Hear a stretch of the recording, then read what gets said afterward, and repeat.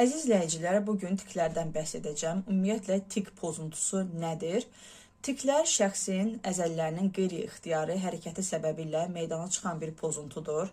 Tiklər hərəki, yəni motor tiklər və səsli tiklər növünə ayrılır. Həmçinin sadə tiklər və qarışıq tiklər də vardır. Sadə tiklər yalnız bir tikin meydana çıxmasıdır. Qarışıq tiklər isə bir neçə tikin eyni vaxtda özünü biruzə verməsidir.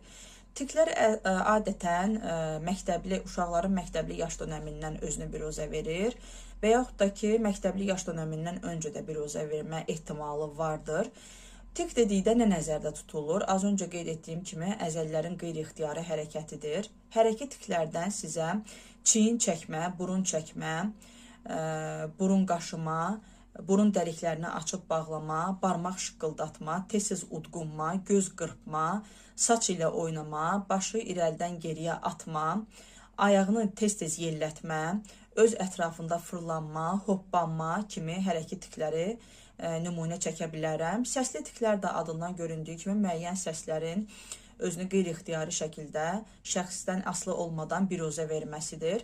Ümumiyyətlə, tikləri müayinə etdikdə əsasən biz psixoloqlar onların hansı növ tikin meydana gəlməsi, hansı sıxlıqda özünü biruzə verməsi, artmaya və yaxud da azalmaya doğru getməsi və hansı aralıqda özünü biruzə verməsini mütləq şəkildə öyrənirik.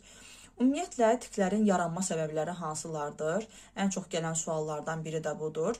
Tiklərin yaranma səbəbləri müxtəlifdir. Əgər şəxsin həyatında çözülməyən problemləri varsa, aradan qaldırılmayan problemləri varsa, bu şəxsdə tikin yaranmasına səbəb ola bilər. Əgər uşaqdırsa, uşaqda öyrənmə problemi, hiperaktivlik, diqqət əksikliyi pozuntusu varsa, bu da tikin yaranmasını dəstəkləyə bilər və yaxud da əgər böyükdürsə, yetkin insandırsa, obsessiv-kompulsiv pozuntu da və yaxud da depressiv hallar, depressiyada şəxsdə tikin yaranmasına səbəb olur. Və yaxud da ki, az yaşlı uşaqlarda qısqanclıq səbəbindən, bacı-qardaş qısqanclığı səbəbindən də tik yarana bilir. Məsələn, əgər ailəyə yeni bir uşaq gəlibsə, yeni uşaq dünyaya gəlibsə, göz açıbsa, bu da uşaqda qısqanclıq səbəbindən tik yarada bilər və yaxud da təqlid etmə.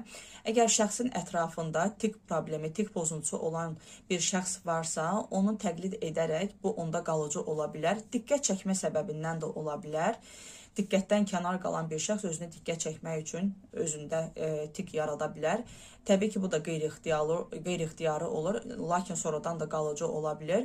Və yaxud da ki, xroniki xəstəliklər səbəbindən də tik problemi, tik pozuntusu yarana bilər. Bundan əlavə, əgər üzüntü, qorxu, təşviş, həyəcan, utancaqlıq, aşırı dərəcədə müqayisə olunma və yaxud da